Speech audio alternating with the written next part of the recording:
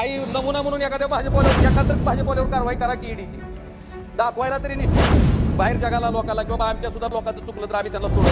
शेतकऱ्याने पिकवलेल्या वस्तूचा भाव वाढला की आपलं लक्ष त्या वस्तूवर जातं, त्याच्यावर नियंत्रण केलं जातं। त्याच पद्धतीनं अदानीच्या सिमेंटच्या एका पोत्याचा भाव 200 रुपये होता, तो 450 रुपयाला गेला। तिथं का केंद्र सरकार कंट्रोल करत? आजच माहिती मिळाली की डॉक्टर MS स्वामीनाथनजींना भारतरत्न पुरस्काराने त्या ठिकाणी सन्मानित केलं गेलं। सन्मानित केलं त्याच्याबद्दल आनंद आहे। पण सभापती महोदय, ह्या स्वामीनाथन आयोगानं, ज्याचे स्वामीनाथन अध्यक्ष होते, यांनी शेतकऱ्यांच्या संदर्भात काही शिफारशी केल्या होत्या, त्या अद्यापर्यंत ह्या सरकारनं लागू का केल्या नाहीत? मला वाटते हा सुद्धा प्रश्न सरकारनं कुठेतरी स्वतःकडे विचारणं गरजेचं आहे। अध्यक्ष महोदय, मी या केंद्र सरकारच्या धोरणामुळे शेतकरी कसा देशोधडीला लागलाय हे काही उदाहरणावरून मी आपल्या माध्यमातून सरकारच्या लक्षात आणून देऊ इच्छितो। सभापती महोदय, 7 डिसेंबर 2023 ला कांद्याच्या निर्यात बंदीचा निर्णय त्या ठिकाणी केंद्र सरकारनं घेतला। या कांदा उत्पादक शेतकऱ्यानं ज्यावेळेस याचा कांदा पिकवला आणि भाव नाही म्हणून त्याला उकंड्यावर फेकून द्यायची पाळी आली, त्यावेळेस केंद्र सरकारनं विचारलं नाही की बाबा ह्याच्यासाठी किती खर्च आला, किती मेहनत घ्यावी लागली, किती रक्ताचं पाणी आणि हाडाची काढ करावं लागली। पण अध्यक्ष महोदय, याच कांद्याला जेव्हा 50 रुपये 60 रुपयाच्या घरात दर येत होता, ताबडतोब केंद्र सरकारनं त्या ठिकाणी या निर्यात बंदीचा निर्णय घेतला आणि त्या ठिकाणी कांद्याचा दर कोसळल्यामुळं कांदा उत्पादक शेतकरी अडचणीत आला। अध्यक्ष महोदय, हीच शेतकऱ्याचं उत्पन्न दुप्पट करायची नीती का केंद्र सरकारची? मी म्हणतो शेतकऱ्याचं उत्पन्न तर दुप्पट झालं नाही, पण उत्पादन खर्च मात्र दुप्पट झालाय। जे DAPचं पोतं 485 रुपयाला मिळायचं खताचं, ते 1350 रुपयाला झालं। जे कीटकनाशक 300 रुपये लिटर होतं ते 700 रुपये लिटर झालं। जे राऊंडअप तणनाशक त्या ठिकाणी 250 रुपये लिटरने मिळायचं ते 650 रुपये लिटर झालं। पूर्वी 1 एकर नांगरण जर करायची असेल तर शेतकऱ्याला 600 रुपये दर होता नांगरणाचा, तो 2000 रुपये त्या ठिकाणी झाला। म्हणजे अध्यक्ष महोदय, शेतकऱ्याचं पीक किंवा शेती करण्यासाठी लागणारा खर्च दुप्पट झाला, पण शेतकऱ्याचं उत्पन्न काही त्या ठिकाणी दुप्पट झालं नाही। सभापती महोदय, सोयाबीन शेतकऱ्याच्या उत्पादक शेतकऱ्याची सुद्धा तीच परिस्थिती आहे। या सोयाबीनचा भाव 11,000 रुपये क्विंटल होता। केंद्र सरकारनं पाम तेलावरचं आयात शुल्क कपात केलं।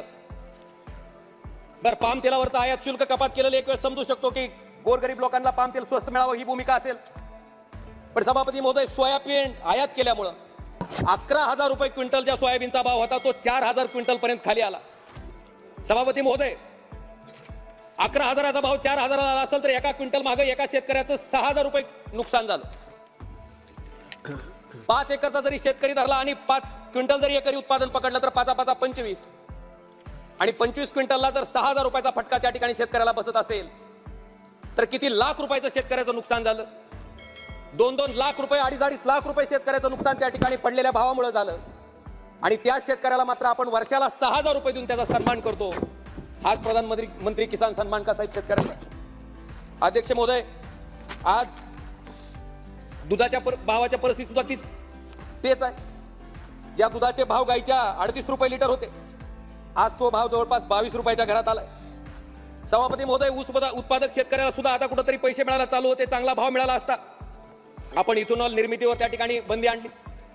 माझी ह्या चर्चेच्या माध्यमातून केंद्र सरकारला विनंती आहे की नेमकी उत्पादित केलेल्या साखरेपैकी सामान्य माणसं साखर खातात किती? 15% साखर फक्त सामान्य माणसाला खाण्यासाठी लागते। बाकीची 85% साखर ही कॅडबरी असेल, कोका कोला असेल, ज्या मोठ्या मल्टीनॅशनल कंपनीज आहेत त्यांच्यासाठी वापरली जाते। मला वाटते फक्त 15% साखर सामान्य माणसाला लागते। तुम्ही हवं तर 15% साखर कारखानदारांना सांगून तेवढी रेशन कार्डवर द्या फ्री, पण अध्यक्ष महोदय, 85% व्यवसाय करणाऱ्या कॅडबरी, कोका कोला अशा कंपन्याला सवलतीच्या दरातली साखर का त्याचा दर कंट्रोल करताय? मला वाटतं ह्याच्या बाबतीत सुद्धा केंद्र सरकारनं कुठेतरी विचार करणं गरजेचं आहे। अध्यक्ष महोदय, शेतकऱ्याचं जगणं कुठेतरी केंद्र सरकारनं त्या ठिकाणी मान्य केलं पाहिजे। शेतकऱ्याने पिकवलेल्या वस्तूचा भाव वाढला की आपलं लक्ष त्या वस्तूवर जातं, त्याच्यावर नियंत्रण केलं जातंय। कांद्याचा त्या ठिकाणी निर्यात बंदीचा निर्णय घेतल्यामुळे द्राक्ष उत्पादक शेतकऱ्यांना त्या ठिकाणी बांगलादेशनं आपण जर बघितलं असेल तर आयात शुल्क त्या ठिकाणी लावलं। त्या द्राक्ष उत्पादक शेतकरी सुद्धा आज त्या ठिकाणी कमालीचा भाव पडल्यामुळे अडचणीत आलाय। जो शेतकरी शेती परवडत नाही म्हणून शेती मधनं आपला प्रपंच भागवायचा प्रयत्न करतो, आपला संसार चालवायचा प्रयत्न करतो, त्या शेतकऱ्यांना उत्पादित केलेल्या मालाला जर अशा पद्धतीनं सरकारी धोरणं कंट्रोल करत असतील तर अध्यक्ष महोदय त्याच पद्धतीनं अदानीच्या सिमेंटच्या एका पोत्याचा भाव 200 रुपये होता, तो 450 रुपयाला गेला. तिथं का केंद्र सरकार कंट्रोल करत नाही? डिझेलचा भाव किती होता, किती झाला, तिथं का केंद्र सरकार कंट्रोल करत नाही? मला वाटतंय स्टीलचा भाव काय होता, कुठे गेला, तिथं का केंद्र सरकार कंट्रोल करत नाही? म्हणजे इतर व्यावसायिकांना तयार केलेल्या मालाला मात्र केंद्र सरकार त्या ठिकाणी कंट्रोल करत नाही, पण शेतकऱ्यांना उत्पादित केलेल्या मालाला मात्र त्या ठिकाणी विविध प्रकारची शेतकरी मारक धोरणं आणून त्या ठिकाणी कंट्रोल करायचं काम आणि शेतकऱ्याला आत्महत्या करायला प्रवृत्त करायचं काम केंद्र सरकारच्या माध्यमातून होत आहे. सभापती महोदय, मी भाषण ऐकत असताना बऱ्याच गोष्टी ऐकल्या. मोठे मोठे हायवे झाले, आता आपण 5 ट्रिलियन इकॉनॉमीकडे वाटचाल करतोय. हे ऐकून इन्फ्रास्ट्रक्चरल डेव्हलपमेंट होती, आनंद आहे. पण माझ्या माहितीप्रमाणे आपल्या देशातील 70% लोक शेती ह्या व्यवसायावर अवलंबून आहेत. ही शेती मी थोडक्यात संपवणार आहे, बोलू द्या. शेतकऱ्याच्या व्यथा कधी या सभागृहापासून केंद्र सरकारपर्यंत पोहोचू द्या. सभापती महोदय, ज्या शेतीवर शेती पिकली, शेतीच्या मालाला जर भाव असला तर व्यापार पॅटर्न जर बघितला आपण तर डॉक्टरचा दवाखाना असू द्या, सोनाराचं दुकान असू द्या, सगळ्या गोष्टी त्या ठिकाणी जोरात चालू असतात. पण शेतकऱ्याच्या पिकवलेल्या वस्तूला जर भाव नसेल, दुष्काळ असेल तर सगळे व्यावसायिक त्या ठिकाणी माशा मारत बसलेले असतात. सभापती महोदय, आपल्या माध्यमातून केंद्र सरकारला मला एकच विनंती करायची आहे की हे इन्फ्रास्ट्रक्चर डेव्हलपमेंट आपण जसं करताय त्याच पद्धतीनं नदी जोड प्रकल्प सुद्धा केंद्र सरकारनं महत्वाकांक्षी प्रकल्प म्हणून हाती घेतली पाहिजे.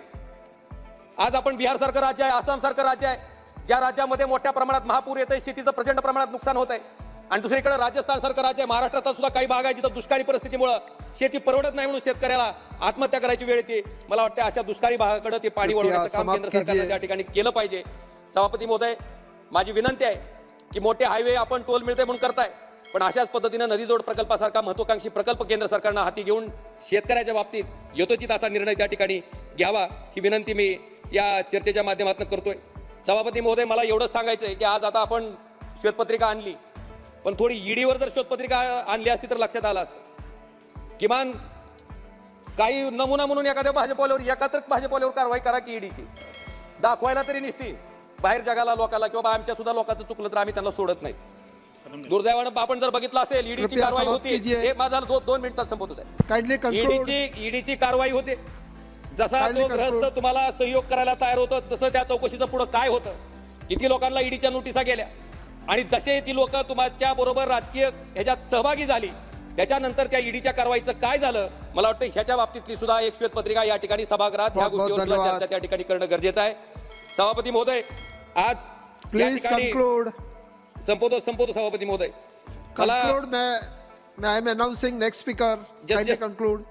सभापती महोदय, फक्त एक महत्वाचा विषय आहे, मराठा समाज, धनगर समाज, कोळी समाज आणि मुस्लिम समाजाच्या आरक्षणाच्या बाबतीतला. सभापती महोदय, आता खाली राज्यात पण आपलं सरकार आहे, वर केंद्रात पण आपलं सरकार आहे. मी कायमस्वरूपी म्हणतोय की कुठल्याही समाजाच्या आरक्षणाला धक्का न लावता सगळ्या समाजाला जर न्याय द्यायचा असेल तर 50% आरक्षणाची मर्यादा ह्या ठिकाणी लोकसभेतच कायदा करून त्या ठिकाणी वाढवावी लागणार. ती मर्यादा त्या ठिकाणी वाढवायचं काम करून ह्या सगळ्या समाजाला न्याय द्यायचं काम त्या ठिकाणी केंद्र सरकारनं करावं, ही कळकळीची विनंती मी आपल्या माध्यमातून सरकारकडे करताय. धन्यवाद.